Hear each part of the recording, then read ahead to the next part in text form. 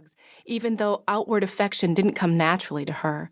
He, in turn, became more attentive and helpful around the house.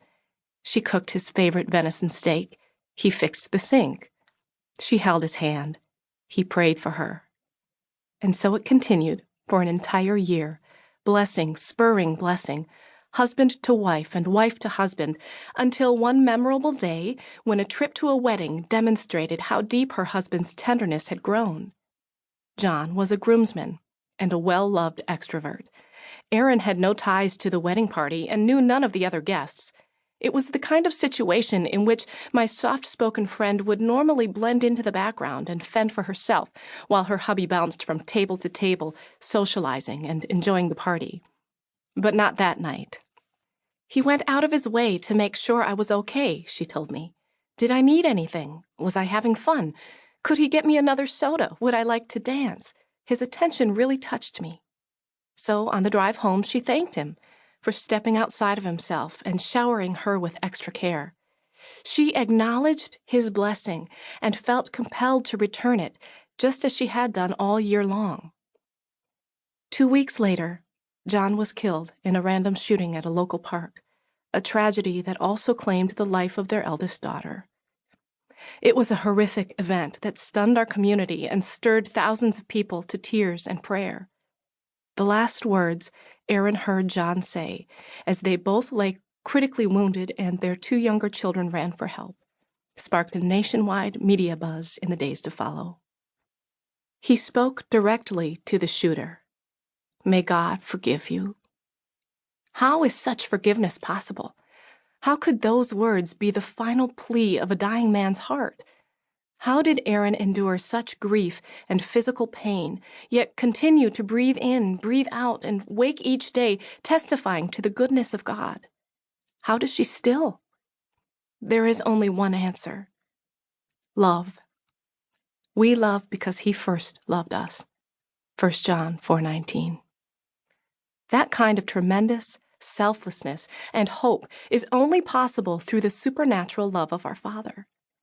And we, as mere mortals, have access to that love, to receive it, pass it on, and thereby revolutionize a dark and messed up world with glimpses of heavenly light.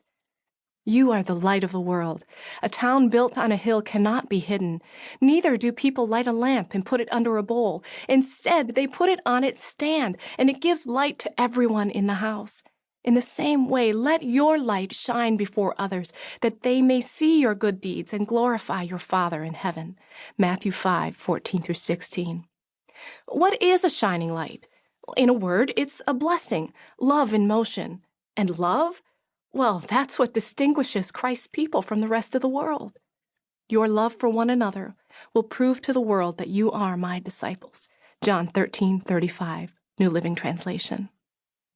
Since that lunchtime conversation, I've spent countless hours exploring this concept. Generous love is more than a singular act of kindness or an isolated whim of generosity. It's a habit, a lifestyle, a default choice. It's an uprising in the making. Just imagine, what would the world look like if we all made intentional efforts to bless one another?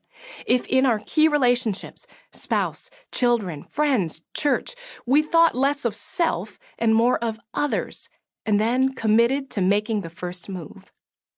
No more waiting for your husband to pick up his dirty socks off the bedroom floor. The wife who loves generously will pick them up herself and throw them in the wash. Crazy, right? But that's not all. Perhaps she will even match them when they're clean and go so far as to put them away in her husband's drawer just because she knows he needs fresh socks to wear to work this week. No hint of resentment. No grumbling. No joke. And the husband who loves his wife will recognize she's had a long, exhausting day, so he'll pull out the kettle and boil her favorite pasta for dinner without being asked. Maybe, madness, he'll even scrub the dishes when dinner is done. For real. Then the woman whose agenda is packed tight this week will read on Facebook that her neighbor's son has just had his tonsils taken out. So she'll invest an extra 10 minutes while running her endless errands to pick up a box of cherry popsicles and drop them off next door. It's not so hard, is it? The actions themselves are simple, really, and yet achieving them requires